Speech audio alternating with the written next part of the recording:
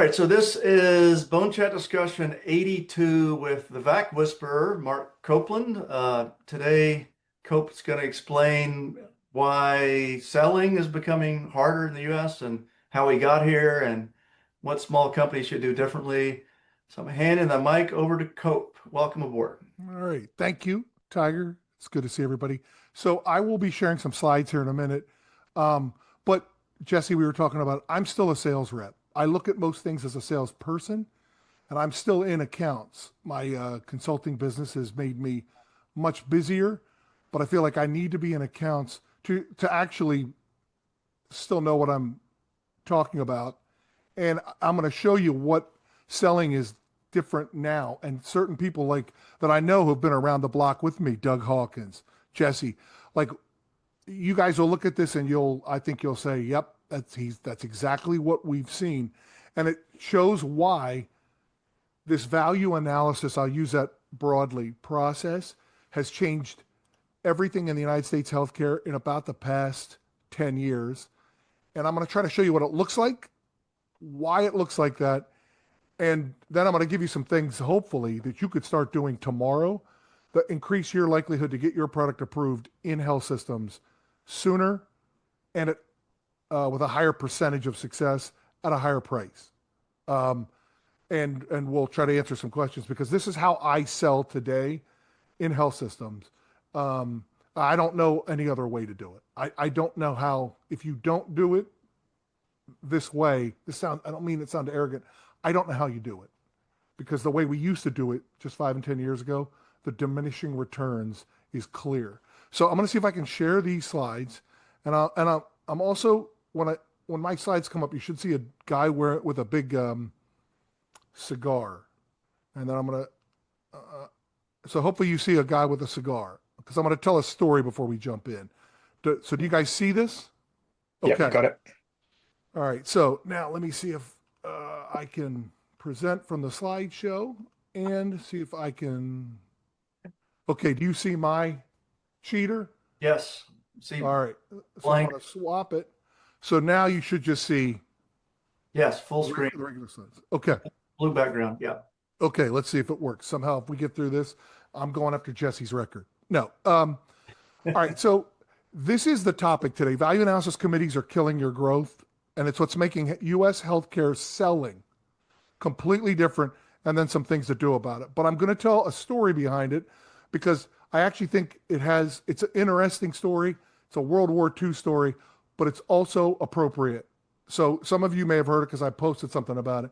So, and this would be your product. This would be Jesse's Bone Bridge. The B-29 bomber, Super Fortress, 1944, was designed to basically hit Japan's industrial complex in Tokyo to try to end World War II.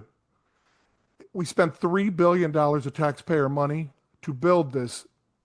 It was the greatest technological advancement in the history of air, but maybe in man. Flew farther, higher, faster, and had a bigger payload than any plane that had ever been created, right? And it's 1944, fall of 1944. And we actually spent less money on the Manhattan Project than we spent on the B-29 Super Fortress, right? Like and it had every technological advancement, was better in every way. However, there was a problem. When our pilots in February and March of 1945 would come around Mount Fuji and try to hit Tokyo's industrial complex from 35,000 feet during the day through a bomb site, they would look down the bomb site and they were hundreds of miles off. And nobody could figure out why. They're coming from the east, from the west, south, north. And every time they looked down, they were way off. And they could not put their bombs on the target. I mean, it was bad. And the Joint Chief of Staff comes in and like, hey, the guy's name was Haywood Hansel, famous pilot. He was running all this. They're like, you're out. Because you're not doing what we need you to do, which is put these targets on. So 35,000 feet at the day through a Norden bomb site, missing everything, strategic bombing, they called it. And they bring this guy in, and he's right out of Central Casting. Curtis LeMay, bombs away LeMay. And LeMay says, well, he's a problem solver, right? Very serious guy. The stories about him. I mean, Gladwell basically wrote the book about this, and this is where I learned all this. LeMay's like, well, maybe we have a Hansel problem. Maybe it's him, not us. And so they go back up 35,000 feet, try it from everywhere, and they still can't get on target. And it's now April of 45, and he's like, I'm paid to get results, and we are not getting results. I'm going to change strategies and tactics, and I'm going to change ordnance. And I'm going to tell you guys that's what we need to do when we're selling a med device today. Not just orthopedics, med device. Our old strategies, our old tactics, and our old ordnance don't work like they used to when we are not getting on target. So what he does is he tells those pilots, you're flying at night at 5,000 feet. We're taking every gun off your plane except that little one on the tail gun. And we're putting another technological advancement in. You're going to start carpet bombing with napalm, right? So now, this is not a referendum on whether Curtis LeMay was right or wrong. The first time he did it, he actually told his commanders in Washington, sent him a message saying he was doing it intentionally when he knew they wouldn't get it for a day when his planes were already coming back. Because he knew, like, this is bad. But he knew, we got to end the war, and I'm going to end it. And it was a very, very effective. Morally, ethically, you can question it, but he solved the problem. What they were running into, by the way, the equivalent of VAC today was the jet stream. They just didn't know it, right? Because nobody'd flown at 35,000 feet and tried to drop a bomb in a pickle barrel, which is what they thought they could do. So he changed strategy, tactics, and ordnance. And that's what I'm going to urge you guys to do. If we're going to be successful selling small med device, frankly, any med device, but small med device, we have to change it. So here's our agenda. I'm going to show you the history of these value analysis committees. I'm going to show you what their process is today, why they have it, who's on it, what matters to them, and then I'm going to show you who should deliver it, what they should deliver it, the ordinance, if you will. I'll show you an example, and then I'll show you some things I think that if you just start doing this today, get your reps, but you have to start thinking this way. If you do this, I think you'll sell more rapidly. And I'll show you examples, and I say this to everybody. I am here to help. I'm going to show you examples. I'm going to go through some stuff fast. You can have the slides. I have examples. I have a LinkedIn Live tomorrow at 11 where I'm talking about business, this stuff, business cases, and I'm going to show reps how I do it and how I think they should do it, but it's going to be the same thing as here. So the goal of this is I want to demystify the United States selling in this marketplace and these VAC committees, give you a strategy, a different ordinance. Because the ordinance, I'm going to tell you, is the business case and an executive business summary, but we're going to deliver it differently. But I think this is the most important takeaways. We have got to change our mindset from product focused to problem solving. And it's hard for reps to do this. So if I'm talking to a surgeon, I used to go, hey man, you should check this out. It's the coolest thing. It's B-29 Fortress of Flies Fire. And they're like, I don't really care. Whatever. My plane's fine. But if I come and say, hey, did you ever notice like you're trying to get there, but you can't get there from Saipan and you keep hitting these, and they're like, we just flew that mission the other day and I lost like yeah. And like, you can't get there. And then when you get there, they're like, yeah. I'm like, well, I might have a solution for that, right? Because I started with the problem, not the product. We, in this current healthcare system, need to change. As reps get good, they get good at that. But then they turn around and say, well, my product, I can't get it approved. They're talking product, not problem. And they don't know what problem to solve. I'm going to try to show you some of them. Okay? So it's an overview, but I'm hoping you guys take some of these things away from it. So here's the status report, I would call it. And I'd love to hear what Jesse and Doug say, but I'll bet I already know. Healthcare used to be regionalized, mom and pop. I used to joke, I would call on Our Lady of No Air Conditioning Hospital, and there were 2 spine surgeons in it, and I could go spine surgeon by spine surgeon, hospital by hospital, because doctors got what they wanted, and I could win. Now, I might run into Jesse, who's a competitor, and so he and I are elbowing each other, but we know if we get that doctor to like our product or us or whatever it is we do, I win, and then I go see Jesse over in Reading, and we're bashing each other's heads in again. Same thing. This is no longer the reality in the United States healthcare system. This doesn't work. Here's why. Hospitals have become health systems. And I'm going to show you what this looks like in a very simple graphic because I found people like this. We know there were 5 mergers a month between 2020 and 2024. That's 60 health systems or hospitals merging a year. Hospitals became health systems. Look in your backyard. I mean, I was looking at this. Florida has something like 15 health systems of 10 hospitals or more just in Florida, right? And doctors became employees. You hear these numbers all the time. 77% of doctors are now employed. I think it's somewhere around 62 for orthopedic. It's hard to tell. It may change and the pendulum may swing a different direction, but the snapshot is this. And doctors have less juice in bigger systems. And I'm going to show you how little juice they have at some one point. But here's what it used to look like when I was calling, or Jesse and I were calling on Reading Hospital, now part of Tower Health, or now part of, I forget what bought them. We were calling on Our Lady of No Air Conditioning or the doctors in it. And there was a value analysis committee. It was a small group, but they would decide on new products. So I'd call on this doctor. He or she would say, I like this, get it approved. I'd go talk to those 3 people, or I'd have the doctor talk to them. And they would say, cool, they'd make a decision. Usually took about 30 days, if not faster. Around 2019, it started to look a lot more like this, and it was more rapid in other places. That same hospital was now part of Our Lady of No Air Conditioning's health system, right, as opposed to just the medical center.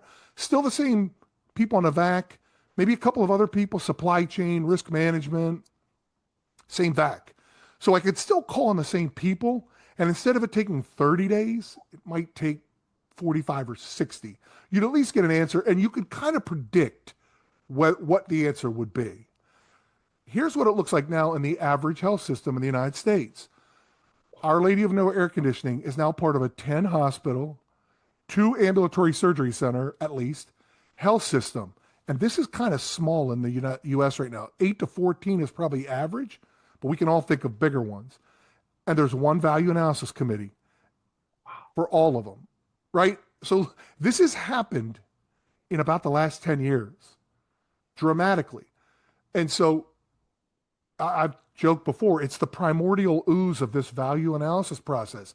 It's changing constantly because our customers have completely changed.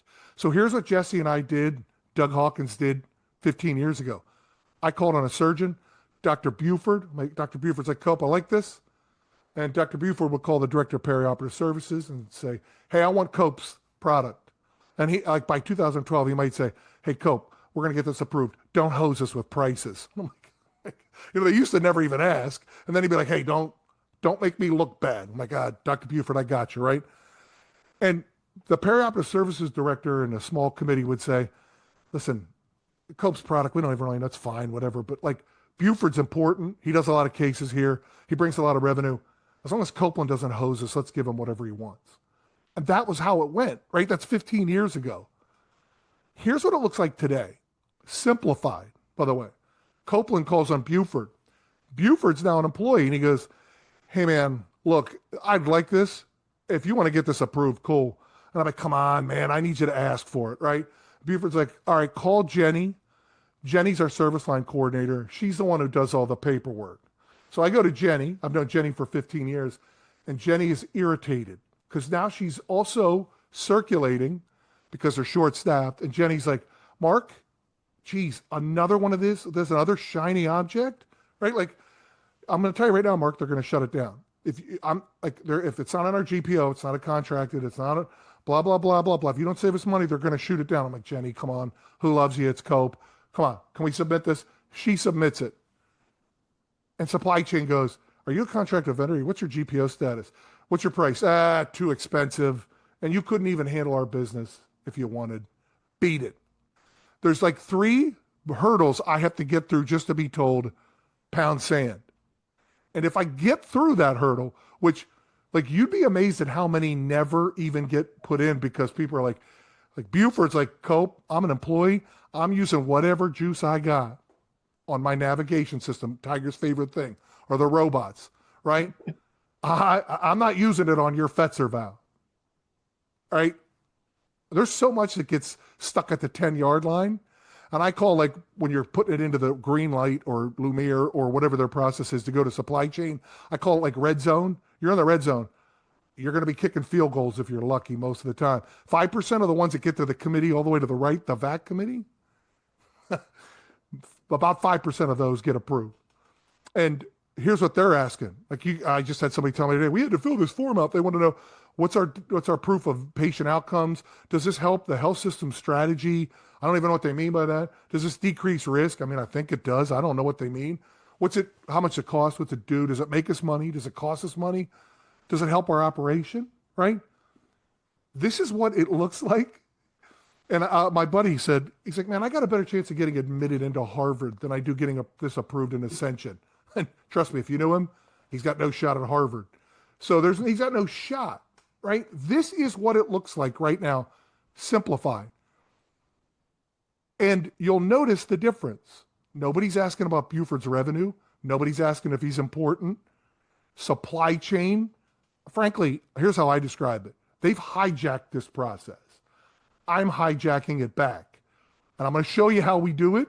And I'm not doing anything illegal, immoral, and unethical or fattening, but I'm hijacking this back. Because if you think I'm going to supply chain people to describe my B-29 bomber, they're like, oh, we use the B-17, it's on contract. Like, what are you, nuts? That's what they say. But here's why Buford can't get things approved. And I irritated a surgeon on LinkedIn with this, and then I talked to him, and he was like, oh, okay. Your heavy hitter does 400 total knees a year. He brings in $10 million in revenue to Our Lady of No Air Conditioning Medical Center. Take a look at what Kaiser Permanente's revenue is on the right. A day. They do $373 million a day.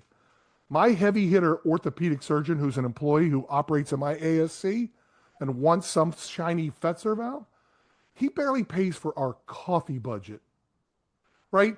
This scares people when they see it. I'm like, do you now understand why your surgeons feel like they don't get stuff? It's because, generally speaking, they don't.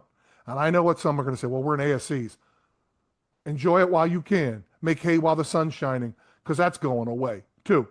So let's talk about who these value analysis committees are for a second. That's the layout of what the process is. Then I'm going to show you who these people are and what they want. And then I'm going to show you how to give it to them. So here's the standard value analysis structure in a health system. And it's really representatives of departments. And if you look, there's a bunch on there of executives that are not nurses, are not doctors.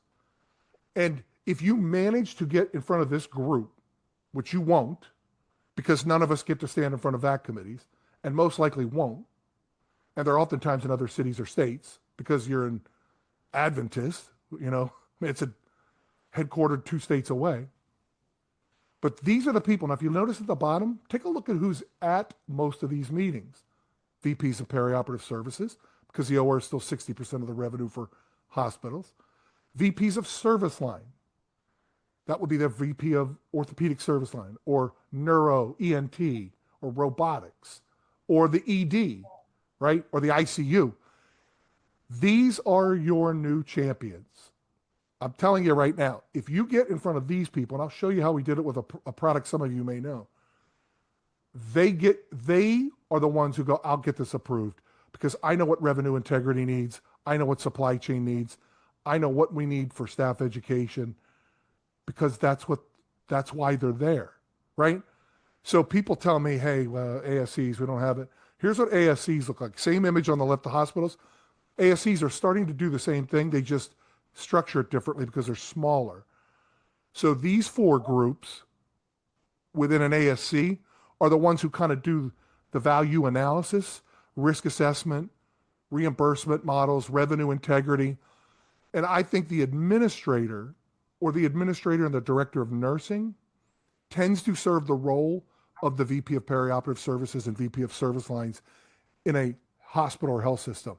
So if I'm calling on an ASC, I know I need to know the surgeons, but I treat the administrator as a decision maker because he or she is. They are very influential. They actually can say yes many times. And if they're not sure, they'll say, I might have to take this to the board. But they go and pitch it to the board. But you have to have what they need so that they can make a decision. And I'll show you what some of those things are. But this is what it looks like today. And you guys see tenant by ASCs. I mean, Bain Capital is trying to buy ambulatory surgery centers. You think a clinical case is going to work with them, but this is better. We lose less blood. Let's hope. I wouldn't want to bet my company on it. So now that you understand sort of the landscape and the process, let me show you. This is what I start to tell people to think about. Like, I know why surgeons like my product. Why would a health system like it?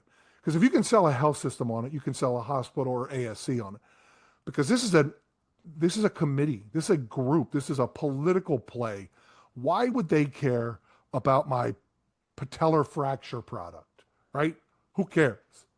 Well, they do. They just care about different things. These are the things that they pay attention to and stay up at night. And it's not an all-inclusive list, right? But it's examples and of what matters. And here's the funny part. I am shocked when I talk to these small companies. They actually help with some of these things. They either don't say it very well or they don't know it and don't say it. And when I work with companies, I kind of act like the VAC committee because I don't know much about it, right? And I'm listening to them like, do you realize you may have a health equity benefit? Or do you realize like your cases being shorter may not be enough, but them being predictable is almost as important. And if you pitch that to supply chain, they'll tell you they don't care. But if you find the person who runs the business of the OR, they'll tell you why it's important, right? And we say, oh, we're more efficient. We shorten turnover time. But we're saying it to doctors, or we're saying it to nurses, or worse, we're saying it to supply chain. And they don't speak this language. They buy stuff. They're good at buying stuff. I need somebody who tells them what to buy and understands my business case and my clinical case. That's not what supply chain does. So I'll send you guys this. Again, this is not all inclusive, but like if you start to put your product through some of these filters in your brain, and when I do it, like you'd be shocked at what we find. And business cases that are like, you have a good one, but you're either not giving it to the right person or you're not giving it enough depth. And I'll show you what that looks like. So here's what we need to do today. We need a business case and a clinical case. We need both. This is why it's so hard for reps, because we were trained clinical, pathology, anatomy, clinical algorithms. And you could put me in front of like a spine surgeon and I can talk intelligently with them for 2 hours, whoever they are, because I was trained to know how to talk to spine surgeons. But if I have to deliver a business case, a lot of reps are like, oh, you mean dollars and cents? I'm like, it's more than that. And then I say, now you got to go deliver it to the VP of Surgical Services. And they're like, I don't even know if they'd listen to me. Well, they will, but if you want to get them on your side, you better start learning how to talk to them. And I tell this to reps because I had to learn how to do it. I didn't know how to do it either. So here's the process I urge people to take. And I use the operating room as an example because everybody that sells into the ICU, ER, they're like, oh, the OR people still get whatever they want, right? Especially ortho. I'm like, jump on a BoneChat on a Thursday and see what you think now. Like, they're like, wait a minute. You mean that ortho guy doesn't get whatever he wants? I was like, whew. No, they do not. Would that the birth's so simple. So here's what we do today. If I'm selling something for Doug Hawkins, right? And I get the surgeons interested, because you still should start clinically, I believe. I talk to the surgeon, and the surgeon's like, hey, listen, I like this. I like it because it'll make my cases faster, better, safer, clearer, less blood loss, whatever it is. You're like, cool. But we gotta understand why this place will like it too. And I think I know why, right? But I need to go talk to the business people who run this place, perioperative services director in a hospital, ASC administrator in the ASC. And what we want to do is end up delivering a clinical case briefly and a business case summarized to them. And if you follow this process and you do it, And I've simplified it because I end up going back and forth between the doctors and periop and doctors, business person learning some things like how many of these do you do? How many minutes do you think it'll save you? Those types of things to build the business case. Um, and then go back to perioperative services. They're like, once they see the business case, and it's good. Let's assume it's good. They're like, ooh, yeah, we're doing this. Send me your VAC pack, and I want you to start in October or whatever, because I'll go get this approved. And then the phone call I get from supply chain, if I've done it right in the health system, is, hey, we need your part numbers and your pricing. That's because we need to put you in. We got to need to make sure you're not in the MAUD website. We need to make sure you can do business in the United States, or like standard due diligence. And maybe not at that point, we got a contract and put a price together. But if they're like, yeah, but your price is still too high, I'm like, yeah, talk to supply chain, or talk to perioperative services. Because I quoted them pricing and they said, oh my gosh, I thought it would be higher because our business case was so good. Well, I'm not having this conversation with supply chain. I'm not interested. This is how we hijack it back. And supply chain people, as you can imagine, get angry with me. Like, oh, you got to bring it to us first. I'm like, really? So that I call on your place 5 times, you respond to no emails, no phone calls, refuse to give me an appointment, and then get pissed when I talk to your doctors. You sure? Sure you want me to do it that way? And the ones who get upset are the ones from 2012 who used to let you come in and talk to them. Jesse remembers them. Like, I guarantee he knows who it is in Reading Hospital, where Jess could go in and go, I know who to talk to. And he'd go in and talk to, Jesse will laugh this one, Mark Triller at York Hospital. Mark Triller, the margin killer. And Triller would be all serious. And I'm like, look, Mark, I know you're going to hate me. Or Otar Sarashvili at Pinnacle. And I'd say, look, give me 2 minutes. Let me show you why this guy wants it and why I think you might like it. Short and case, predictable. And they would listen and talk to you. Those days are gone. You saw the image. They're in a different city or state, and they are not talking to you. So if they're not talking to me, except tell me no, I mean, I'll be professional. I'll reach out, but I'm not relying on them. I'm going to talk to these people. So just so you know, I upset them. I sleep deeply at night. I'm going to tell you right now. So, Hey, Cope, let's take a pause here. yeah, That is great 30 minutes of what the problem is and how to do it. Are there any questions? I mean, there's got to be specific questions. Jesse wants to know. Can't believe I brought up Mark Triller. Any questions so far? Anybody want to throw in? I got like 2 more things to show. Oh, I see a couple of chats questions up there. Oh, the chats are just good stuff. Yeah. Yeah. All right, keep going. Right, keep going, Cope. okay. So here's what we're going to do. We're going to present to these people a problem that they have that we help with, not our product, because that's what gets things moving fast. And let me see if I can get this to advance. There we go. We'll do a pro forma depending on what the numbers look like. If we think we save them money, we're going to show them how much. If we think we save them time, we're going to show them how much, and we're going to try to put dollars on that. If we think we attract more cases to them, we're going to show them how many cases. That's what the pro forma does. Then we're going to summarize it, right? And I'm going to show you an example of one we used that got us approved in a gigantic health system in Chicago. But this is the formula you want to run it through.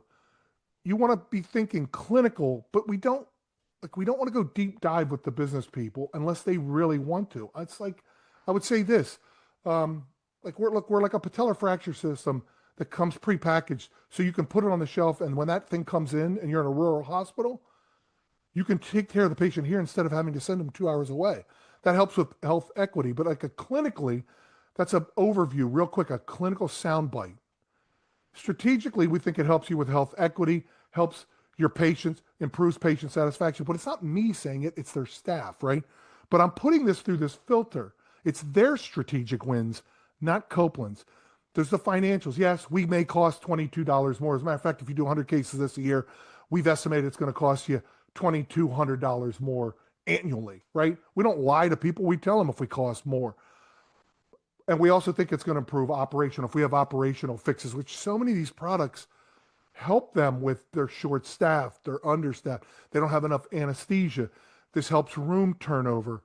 Whatever it is, Hawkins has one that is going to hit on all these things, right? Like Doug, you hit on so many of these, but how do we summarize it?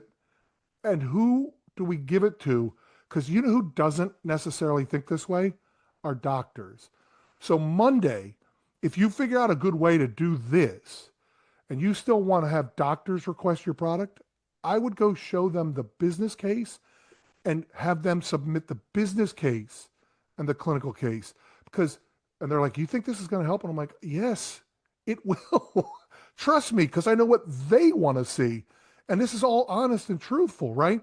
I'll give you an example. And some of you guys have seen this product, One Tray. It's a pain in the rear end, hell of a product. Long story.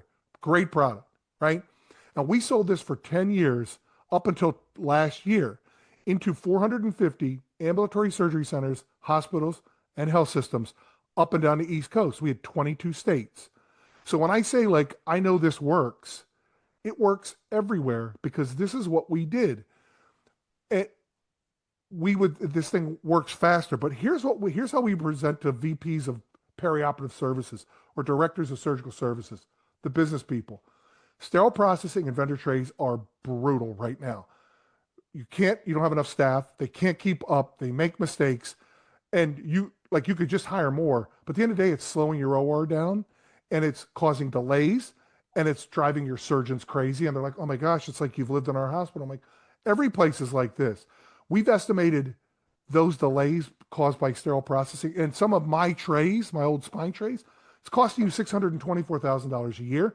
Your staff says to just eliminate some of those, they have to spend another $200,000 on 2 retractor systems and these 2 ENT sets. Your IUS rates are through the roof, which we know the Joint Commission is on. Your OR block utilization is at 82%, KPI of yours. Your staff thinks buying some One Trays will help with all of these.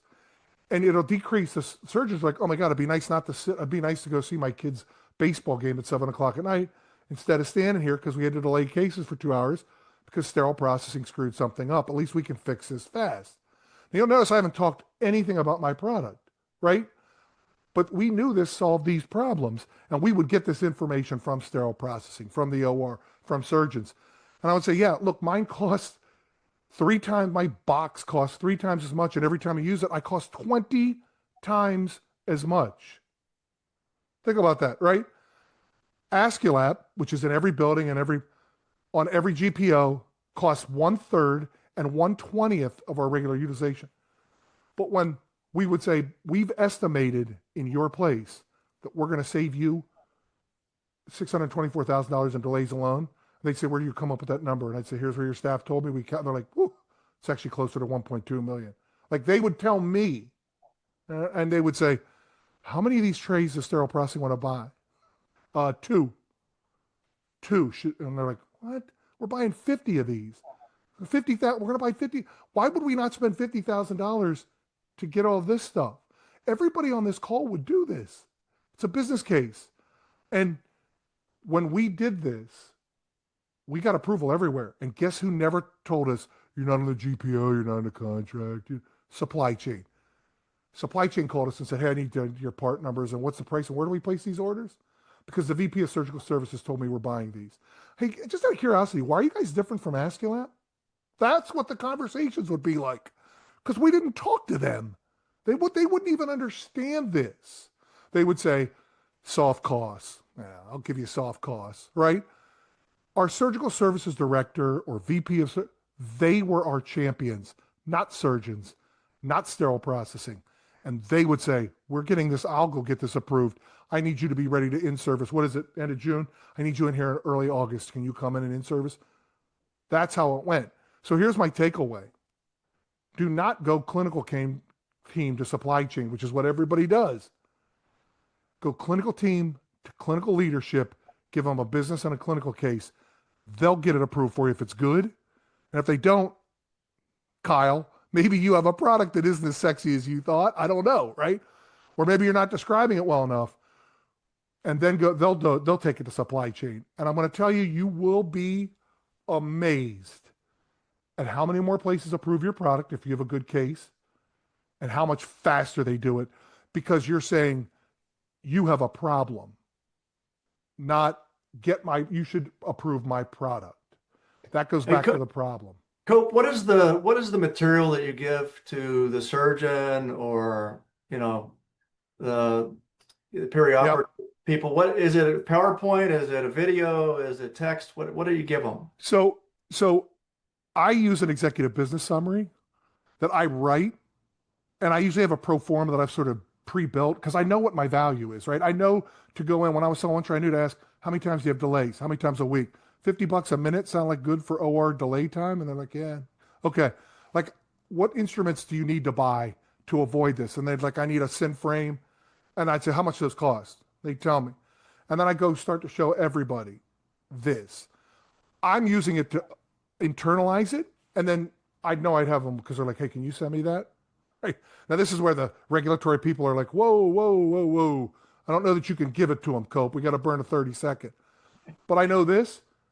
I would summarize it, and did some of them say, hold that up and let me take a picture of it? Or that's what we use. And I'll show you an example of one right after this, like, because I want people to understand if you do this and your clinicians ask you, what is the case? Why will they like it? And you say this stuff, they'll try to memorize it. You decide whether you should give it to them or not. But I use those things, and it has rapidly caused adoption. And I don't know what else to like, because you guys sell things that are complicated and we're talking to 3 or 4 different audiences. How could they possibly synthesize this? You have to summarize it. So let me see if I can show you an example of one, Tiger. I'm going to stop share and then I'll share something else. And then we'll open it up. But like, I write these for people. Let me see if I could do this so that they can understand it. And their biggest question is that they don't think it'll work. And I'm like, it works. Trust me. Here, let me see if I could show this. I'm going to shut this thing By the down. way, while he's doing that, guys, this is recorded so you can watch it Yeah. again. And I'll this is so valuable. I'll write a summary of it, and Cope will send you slides, and well, Yeah. Yeah. I'll we get can you guys, go. We can I'll go give you after the examples. hour too. We can just keep going as long as everybody wants to stay. All right. Well, I can't, for some reason, Tiger, I can't get this thing up on the screen. I don't know why, but it's a business summary that I had a rep Send it to me who, if you want. yeah. And she's a good rep. Like these are good reps and they have everybody trained up, but they can't get a decision. I had her explain it to me. We summarized it and she went and showed it to the people that were trying to make the decision. And they're like, oh, cool. This makes sense. We're buying. And they bought hers and she was like $70,000 more. I mean, but she also sold a well-known product, but like they couldn't get it approved. Let me see. I'm going to try to attach it and send it to Price seems like price is not the issue. It's the problem you solve, and it's the you. strategic way you Exactly. go through the system, the bureaucracy. Yeah. I mean, like some of you guys are CEOs. Like you're not interested in looking at new products.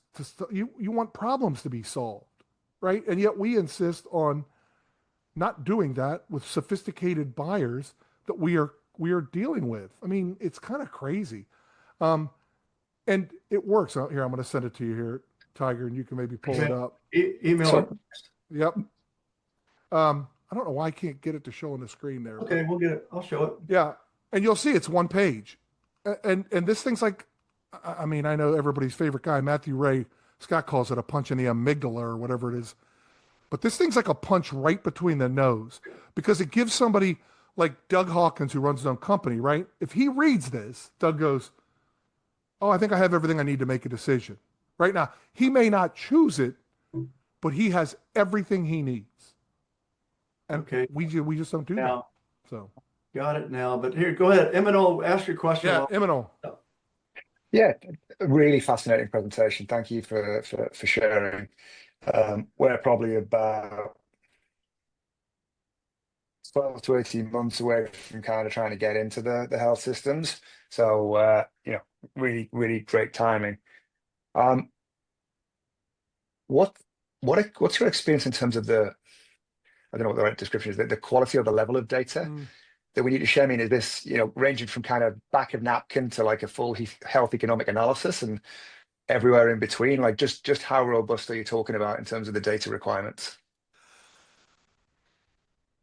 That's a good question. I would say that Probably less than you think, because when you try to submit, they're like, we need all your white papers, all this published level one data, and most people don't have it.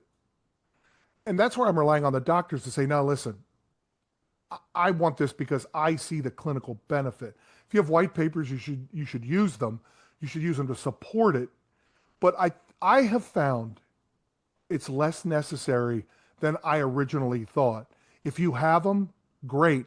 But Yeah. if you think they're gonna read them, they're not, right? So I would say what I'd be doing is pulling them out, pieces out of it that show the business case part of it. That's like, so companies, when they're early on, when they know what the value analysis sort of process, what they're looking for, and they go, we know we shorten case times. I would say, well, during your early alpha sites, I'd try to capture some of that data so that like Jesse can say, hey, when you use us, we know we shorten it and we've actually measured it in some spots and it's 15 minutes faster, right?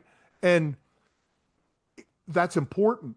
And if your alpha sites are doing it and they believe it, you can then say, hey, we don't have white papers yet, but we've got the data. You can talk to them. They'll tell you how much time they saved, Yeah. right? And sort of, I think we always think we should have it. And I think I never tell people don't have it, but it ends up getting overemphasized and we think they read it and they don't. So Emmanuel, hopefully that helps a little bit. No, it does. Perspective. My background was I was at Pfizer for years, and we over like everything with the full health economic analysis. So kind of I'm used to throwing like the kitchen sink at things, and I don't want to over engineer it if it's not needed. Yeah. Yeah, Yeah. pharma is different than medical device. They want to give them an easy summary of what the white paper says. Yeah, yeah, Yeah. Okay, I'm sharing Cope's thing now. Yeah. So this was a business summary I wrote in a night for a really good rep for the company. I won't say the name out loud. They didn't pay me or anything. Friend of a friend. And they had a great video laryngoscopy system, airway system. We all know it. And they were way more expensive. And they had ICU that wanted it, and ER was okay with it, and OR didn't, and all over the place. And what she didn't recognize was they had a huge win because the health system wanted everybody across the board to be trained on the same system, right? And everybody liked hers, but one liked somebody else's a little bit more. And we focused on this saying like, hey, here's a big problem. We got to train all these people and we can't have multiple systems and she was more expensive. But when she said from an education standpoint, your people will be checked out easily by your education team, who's on value analysis now. Staff education is on the value analysis because they realize how hard this is from a quality standpoint, right? So they're like, I mean, she's a good rep. She took this and showed it to somebody, two places, and both places within a week said, huh, yeah, we're doing this because they could make a decision. It's not because I'm some wizard. I mean, I'm an English major, but I'm not a wizard writing. But it synthesized everything they needed and showed them the problem they had and that the staff was suggesting hers.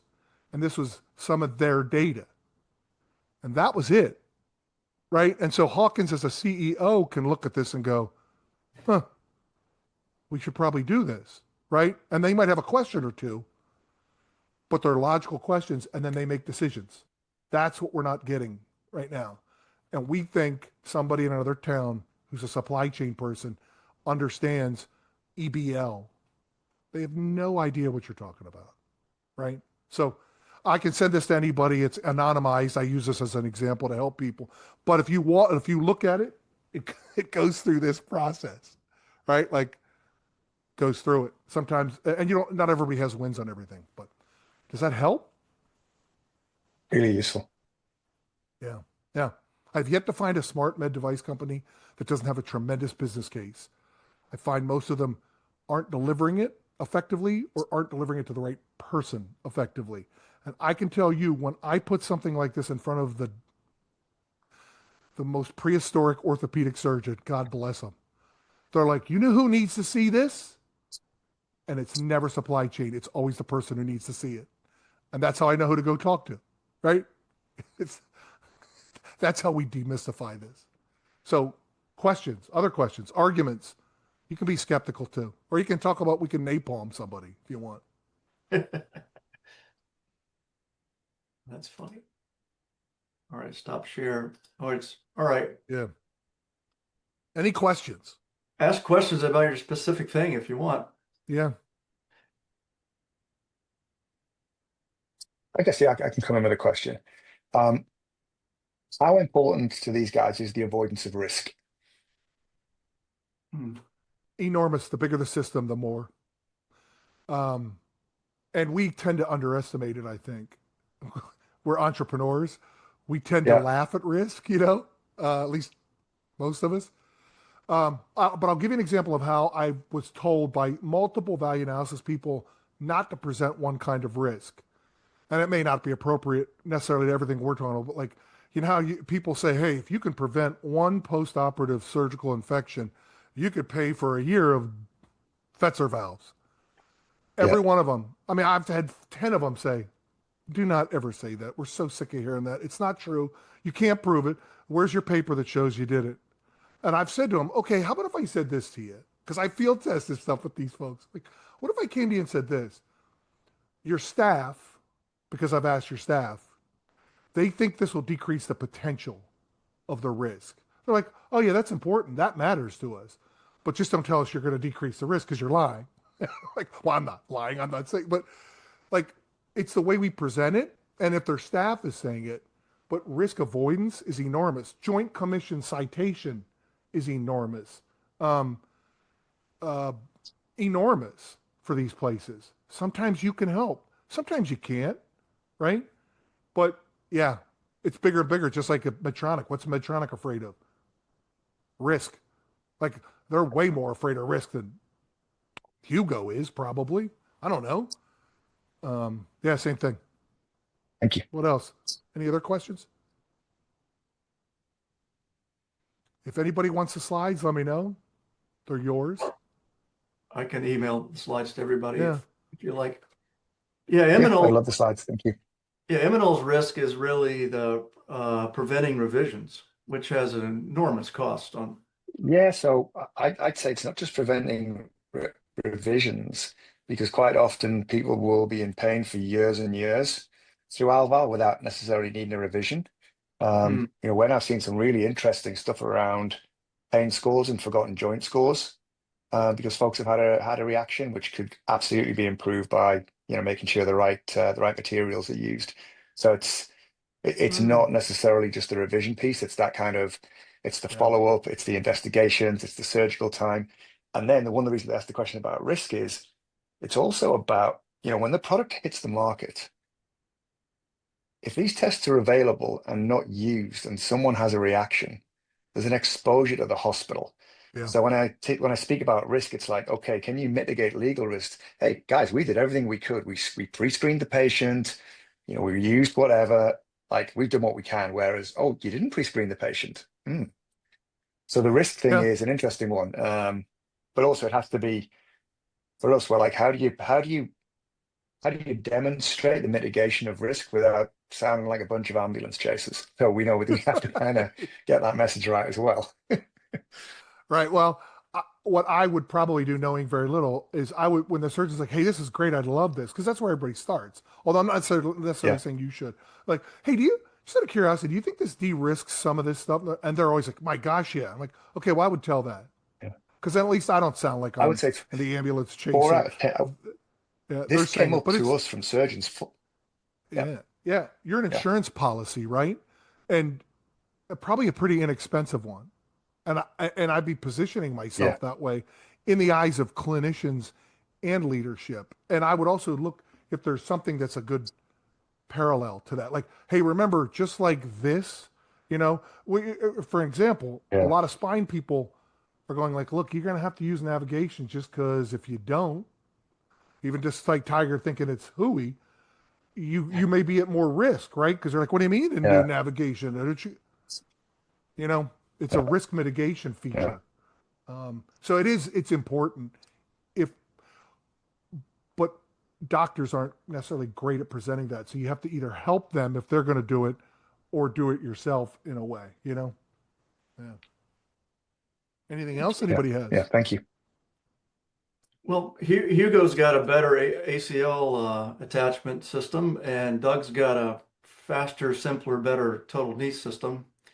You guys have a question on how to position I that? love Hawkins. I don't, yeah, Hugo sounds cool. Now, It's man, we were still learning in this wonderful world of Yeah. Yeah. yeah. Well, if you take away this, I would say think clinical and business. You probably already do, right? And the other part is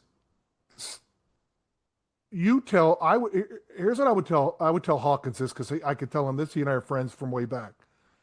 Um, I don't ask places how. So what's your process for new products? Because they're like, oh, you get a doctor to like it, then you submit it to Greenlight. I say, here's how people buy our product. Here's our process, right? And my process is have surgeons interested and then go get the business case together because this place won't buy anything. I always point the ceiling. This place won't buy anything unless they understand the business case. And they'll buy things that are more expensive if they know what they're getting for it, right? And I would say to you, because supply chain won't listen to you. They won't pay attention to that. They'll reject you out of hand. And you don't want to take no from somebody who can't say yes. And they won't say yes, right? So I guarantee you already have a great business case. Hawkins has a home run one. I know. We sat and had lunch and we talked about it. yeah, I will reach out to you, Cope, and we'll be putting together one of these things soon. Plan to launch in the fall, and pretty excited. I want to tell the value analysis committees no. I'm going to tell them no. Yeah, I like that.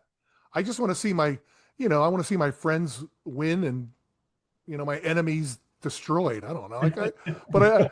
But frankly, you have to, I demonize supply chain a little bit, but, my dad was in purchasing for 15 years. Like I got nothing against him, but this is a whole different arena and there's patience on the other end of it. And Hugo's got something better, right? And Doug's does a bunch of things. It gets me my total knee maybe sooner because they can get me in sooner because they're not screwing around, right? Like, you guys come up with better things. Patients deserve them, and so do doctors. How do we get it to them? Well, we hijack the process back. And Hugo, I'm glad to talk to you anytime, just to sort of give you a better sense of where you guys are coming from. And Hawkins knows I'll help him regardless because he's a good dude. But Tiger, hopefully this helped. I don't think I'm going to beat Jesse. Jesse's so much more interesting. Right, this is good stuff. Hugo, you have a specific question? No, I mean, still learning a lot. I mean, as you say, I mean, I agree with many of the stuff. Unfortunately, I had to miss the very early part of the presentation. If there is any video or whatever, Tyre, it would be because I couldn't. But yeah, I mean, especially coming from another country, another culture, and another even system, public, private, and it's a nightmare, to be honest. I mean, we have been like a year and a half now, and we start to understand, but many of the things that you said are true. I mean, we find that the business case is always, I mean, the surgeon is the driver. And I always say, I mean, the guys in the supply chain and the BAC and the VAC committees, their job is to say no, because it's just to say no. It's their job. They're obliged to say no. Then you need to feel all that, with reasons, with examples, with feedback from surgeons. They made a case. We always try to make a case for free, 2, 3 even. It's much cheaper, and you win much more time. So you try to put things inside, and then bring it to the. But always the driver is the surgeon for us. Always their enthusiasm, their reports, their comments, their everything, and then price, of course. But price. We thought it was more important than it really is. If you make your job really, really well, the price is always part of it, right? But it's not that part that you could imagine in the begining. And that's when you start to think that you start to be successful because, for example, I mean, we made a business plan with, I think it was a selling price of I don't know if it was 500, 600. We are selling average 750 to 800. So, and that reason why is because I don't know, I think we have done a very good job in many cases. So, so yeah, but again, still learning, and yeah, humble enough to say that we're still learning, and we will be learning for a long time. Same here. I like it. I like it. All right, that's great. We've gone over the hour. Let's end on that. I'll send. I will email. I'll get you the slides, Tiger. Yeah, the slides, the video, and the Appreciate that. cheat sheet to everybody. Yeah. All right. Thanks. Thanks, everybody. You guys see it. Doug Everybody. is on. Thank you, Mark. Take care. See you guys.